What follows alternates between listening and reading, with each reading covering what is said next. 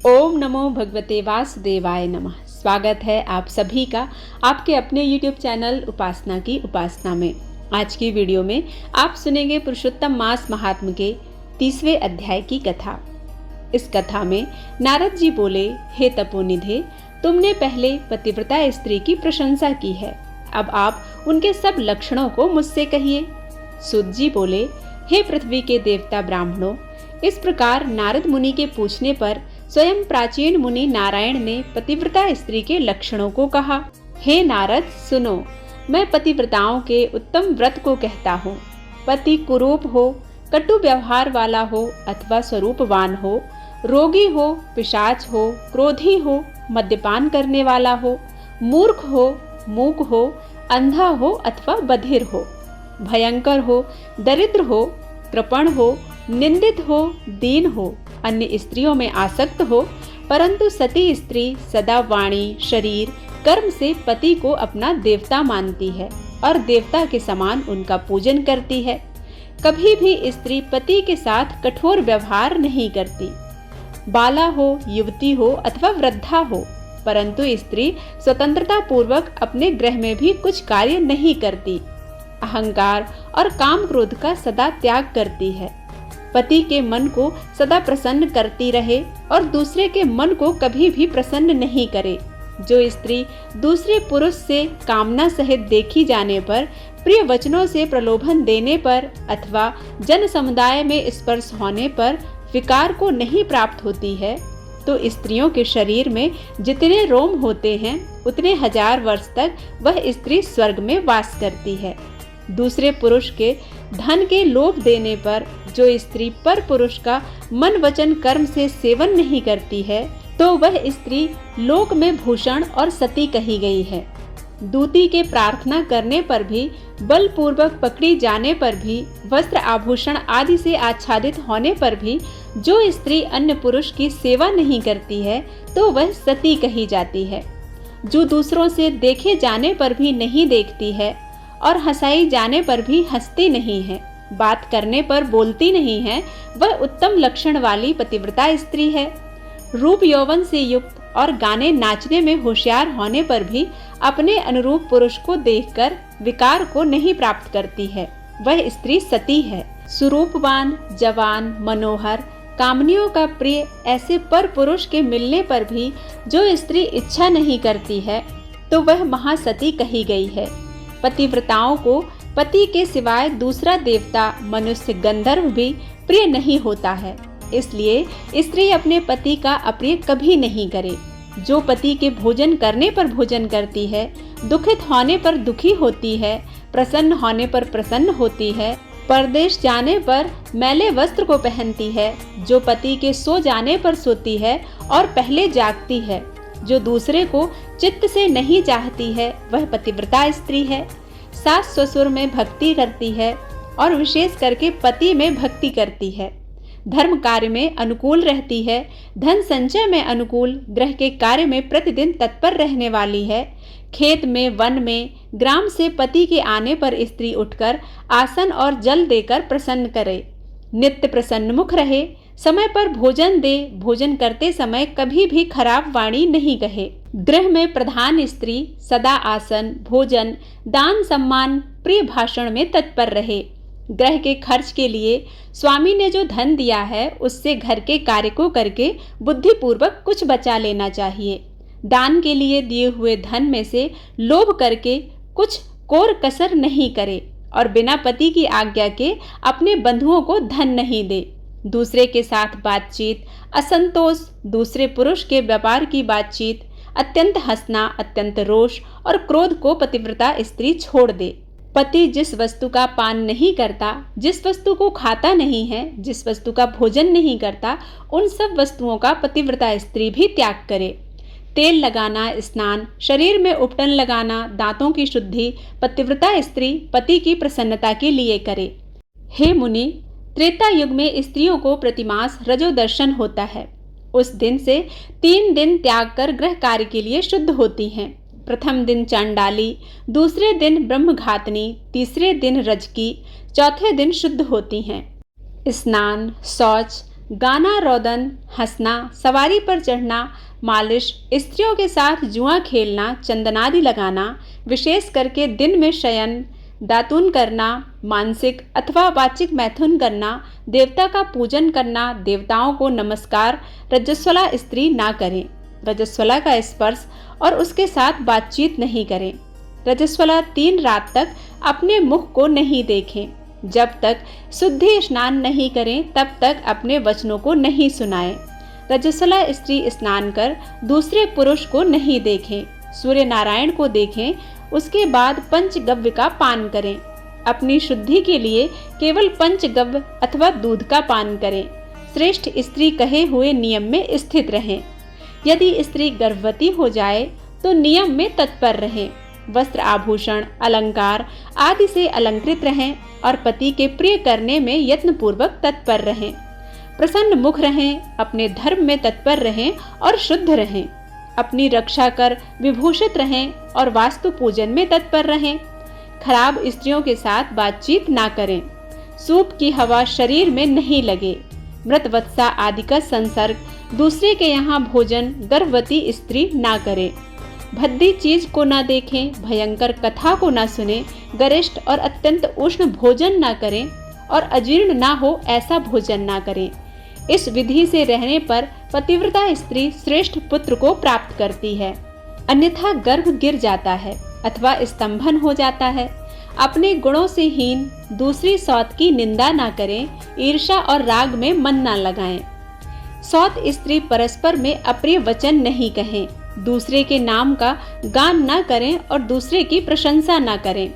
पति से दूर वास नहीं करें, किंतु पति के समीप में वास करें और पति के कहे हुए स्थान में पृथ्वी पर पति के साथ सामने मुख करके वास करें। स्वतंत्रता पूर्वक दिशाओं को न देखें और दूसरे पुरुष को न देखें। विलास पूर्वक पति के मुख कमल को देखें। पति से कही जाने वाली कथा को आदर पूर्वक स्त्री श्रवण करे। पति के भाषण के समय स्त्री स्वयं बातचीत न करे। रति में उत्कंठा वाली स्त्री पति के बुलाने पर शीघ्र रति स्थान को जाए। पति के उत्साह पूर्वक गाने के समय स्त्री प्रसन्न चित्तता के साथ श्रवण करे। गाते हुए पति को देखकर स्त्री आनंद से मग्न हो जावे। पति के समीप व्यग्र चित्त से व्याकुल होकर ना बैठे। कलह के योग्य होने पर भी पति के साथ स्त्री कलह ना करे। पति के द्वारा भर्त्सना करने पर भी, निंदा की जाने पर, ताड़ित होने पर भी पतिव्रता स्त्री व्यथित होने पर भी भय छोड़कर पति को कंठ से लगाए।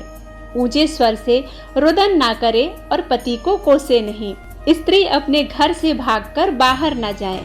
यदि बंधुओं के यहाँ उत्सव आदि में जाएं, तो पति की आज्ञा लेकर और अध्यक्ष से रक्षित होकर जाएं और वहां अधिक समय तक वास ना करें। पतिव्रता स्त्री अपने घर को लौट आए। पति के विदेश यात्रा के समय अमंगल वचन को ना बोलें। निषेध वचन से मना ना करें और उस समय रुदन ना करें। पति के देशांतर जाने पर नित्य उपटन ना लगाएं और जीवन रक्षा के लिए स्त्री निंदित कर्म को ना करें। सास ससुर के पास शयन करें, अन्यत्र शयन ना करें और प्रतिदिन प्रयत्न पूर्वक पति के समाचार की खोज लेती रहें। पति के कल्याण समाचार मिलने के लिए दूत को भेजें और प्रसिद्ध देवताओं के समीप मांगलिक याचना करें। पति के परदेश जाने पर पतिव्रता इस प्रकार के कार्यों को करें: अंगों को न धोना, मलिन वस्त्र को धारण करना, तिलक न लगाना, आंजन न लगाना, सुगंधित पदार्थ, माला आदि का त्याग, नख बाल का संस्कार न करें, ऊंचे स्वर में हंसना, दूसरे से हंसी, दूसरे की चाल व्यवहार का विशेष रूप से चिंतन करना, स्वच्छंद भ्रमण करना, दूसरे पुरुष के अंगों का मर्दन करना, एक वस्त्र में घूमना, लज्जा रहित होकर चलना इत्यादि दोष स्त्रियों को अत्यंत दुख देने वाले कहे गए हैं।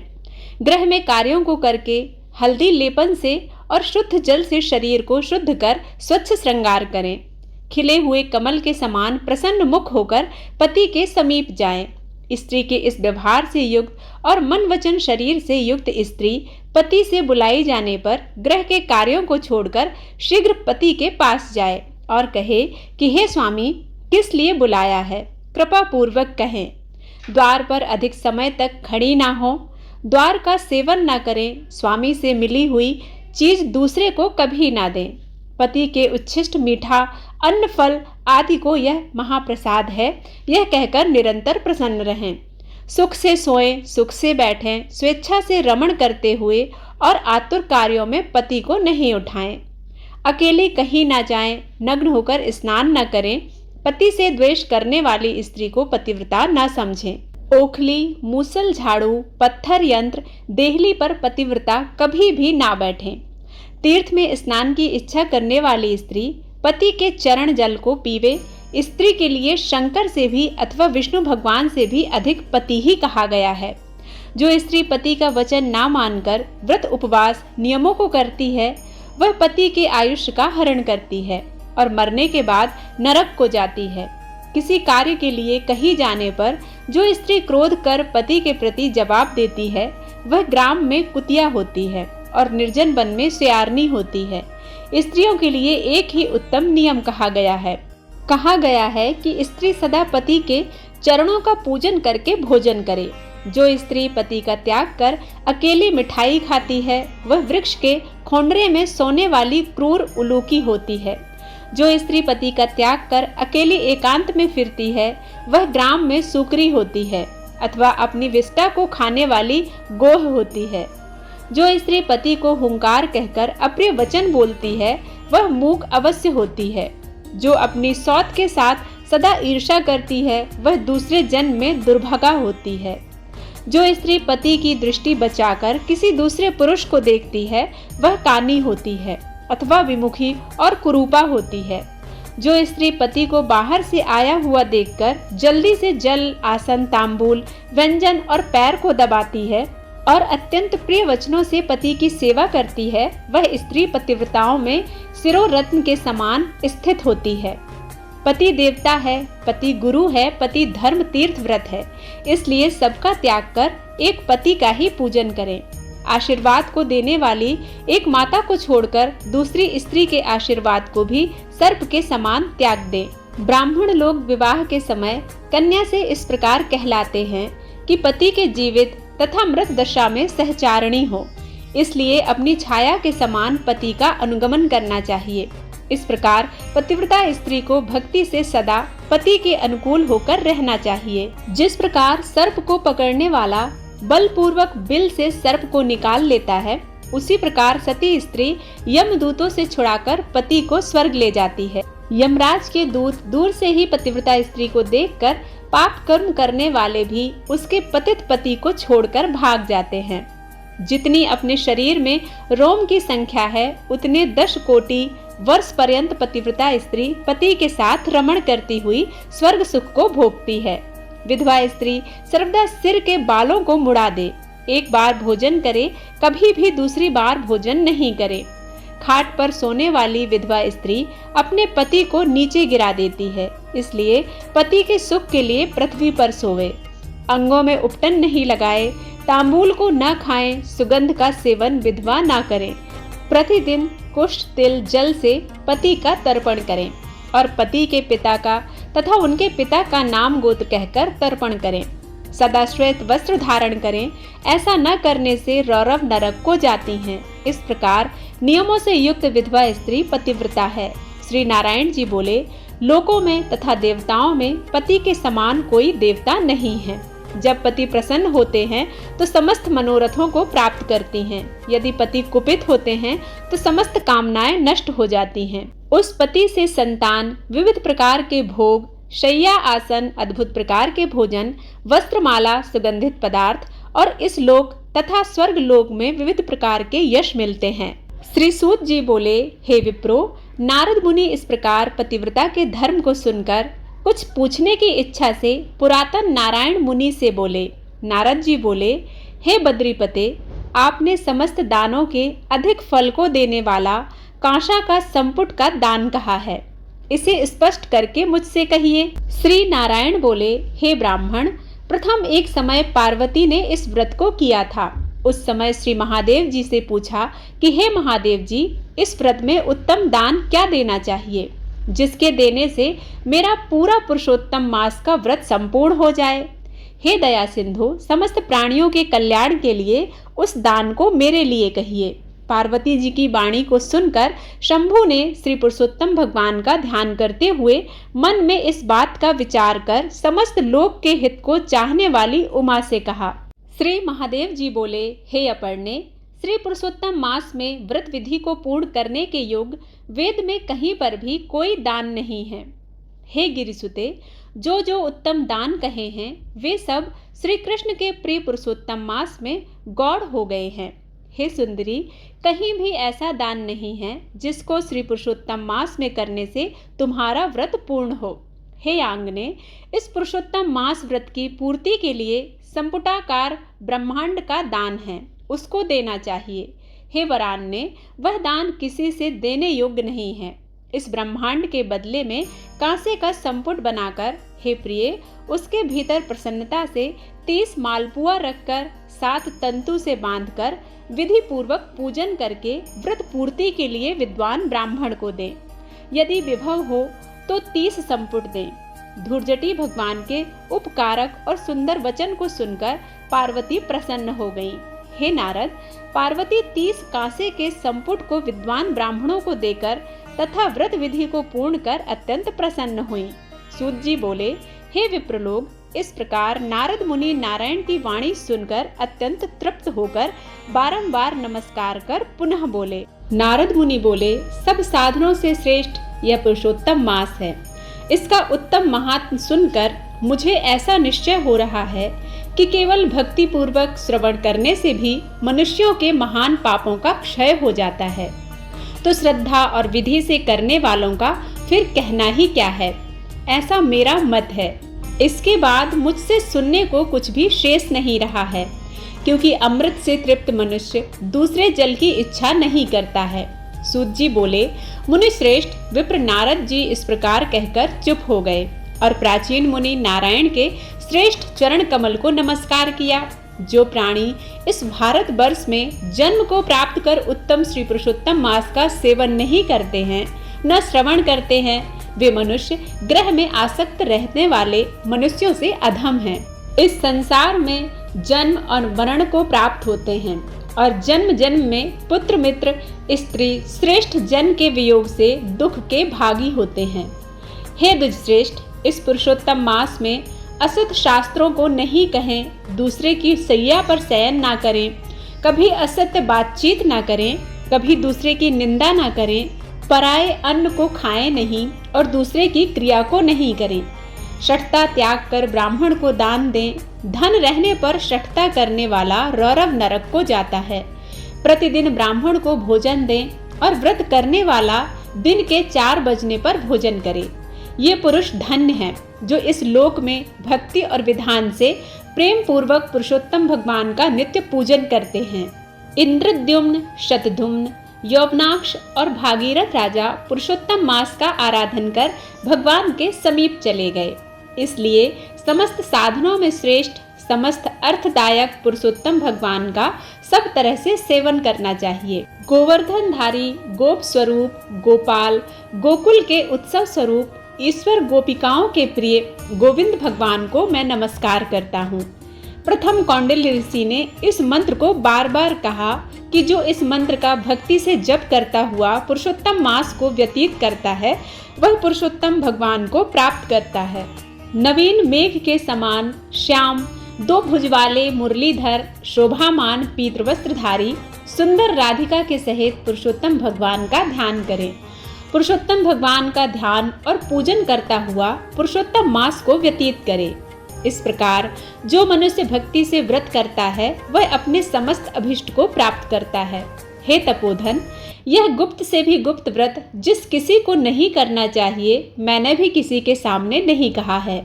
हे विप्रलोक, अभिष्ट फलदायक पवित्र इस पुराण को आदर पूर्वक सर्वदा श्रवण करना चाहिए।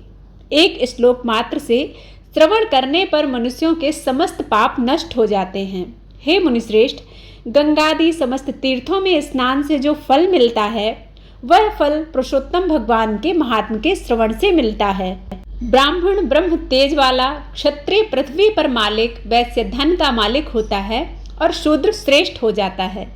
और जो दूसरे पशुचर्या में तत्पर किरात, हूण आदि हैं, वे सब पुरुषोत्तम के महात्म श्रवण से मुक्ति को प्राप्त होते हैं। जो पुरुषोत्तम मास के महात्म को लिखकर और वस्त्र आभूषण आदि से विभूषित कर विधि पूर्वक ब्राह्मण को देता है, वह तीनों कुलों का उद्धार करके जहाँ पर गोपिकाओं के समूह में घिरे हुए पुरुषोत्तम भगवान हैं, ऐसे दुर्लभ गौलोक को जाता है। जो इस उत्तम महात्म को लिखकर ग्रह में रखता है, उसके ग्रह में समस्त तीर्थ निरंतर विलास करते हैं। अनंत पुण्य को देने वाले महीनों में श्रेष्ठ पुरुषोत्तम मास के महात्म को सुनकर समस्त मुनि लोग आश्चर्य करने लगे और वे भगवान की चरण सेवा में अत्यंत निपुण मुनि लोग विनय पूर्वक सूत जी के पुत्र से बोले। ऋषि लोग बोले, हे सूत, हे सूत, हे महाभाग, हे महामते, तुम धन्य हो। तुम्हारे मुख से अमृत पान कर हम सब अत्यंत कृतार्थ हो गए। हे सूत, हे पौराणिकों में शिरोमणि, तुम सदा चिरंजीवी हो और तुम्हारी कीर्ति निरंतर जगत में पवित्रों को भी पवित्र करने वाली हो। तुम्हारे मुख कमल से निकले हुए श्री मुकुंद के कथामृत के पान में नैमिषारण्य में स्थित मुनींद्रों द्वारा आपके लिए अत्यंत पूज्य ब्रह्मा का आसन दिया गया है। जब तक विष्णु भगवान की कीर्ति पृथ्वी पर रहे, तब तक इस पृथ्वी पर मुनियों के समाज में हरि भगवान की सुंदर कथा को आप कहते रहें। इस प्रकार ब्राह्मणों के आशीर्वाद को ग्रहण कर और समस्त ब्राह्मणों की प्रदक्षिणा और नमस्कार कर अपने कृत्य को करने के लिए गंगा के तट पर सूत जी के पुत्र गए। नैमिषारण्य में स्थित सब लोग परस्पर कहने लगे कि यह प्राचीन पुरुषोत्तम मास का श्रेष्ठ और दिव्य महात्म इच्छित अर्थों को देने में कल्प वृक्ष ही है। निर्मल मन से राधा कृष्ण का ध्यान करें। इस अति पावन मंगलकारी अधिक मास में ज्यादा कुछ न कर सकें तो सिर्फ उनका नाम और उनका ध्यान करें। नाम आप कोई भी काम करते हुए अपने मन में ले सकते हैं। ज्यादा मुश्किल मंत्र जपने में परेशानी हो तो सिर्फ श्री राधे का नाम जाप करिए। गुप्त रूप से प्रेम रूपी सरकार को मनाएं। वो मान गए तो आपका जीवन प्रेम, खुशियों और वैभवता से भर देंगे और इसके साथ ही अधिक मास महात्म संपूर्ण होता है। उम्मीद है कि यह कथा आप सभी को पसंद आई होगी। यदि पसंद आती है तो प्लीज़ लाइक जरूर कीजिएगा और चैनल पर पहली बार आए हैं तो इसे सब्सक्राइब करना बिल्कुल मत भूलिएगा। बेल बटन प्रेस कीजिए ताकि नए वीडियोस के नोटिफिकेशन आप तक पहुंच सकें। भगवान पुरुषोत्तम की कृपा आप सभी पर सदा सर्वदा बनी रहे, इसी कामना और विश्वास के साथ आप सभी से विदा लेती हूँ। मिलती हूँ एक नई कथा के साथ। तब तक के लिए जय श्री कृष्णा। राधे राधे।